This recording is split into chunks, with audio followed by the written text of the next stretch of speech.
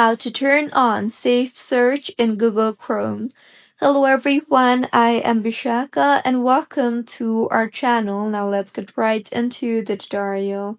Firstly, go ahead and open Google Chrome on your device and now tap on the three dots on the bottom right of your screen and you will see the option for settings there. So tap on the settings option and then go ahead and tap on the privacy and security option you see there. You will then see the option for safe browsing. Tap on that and in this particular interface, make sure to go ahead and select the standard protection option you see there. And with this, your Google Chrome will be in Safe Search.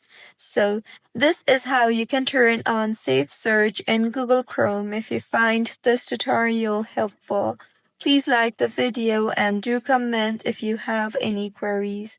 Also, do subscribe to our channel for more helpful tutorials like this. See you on the next one.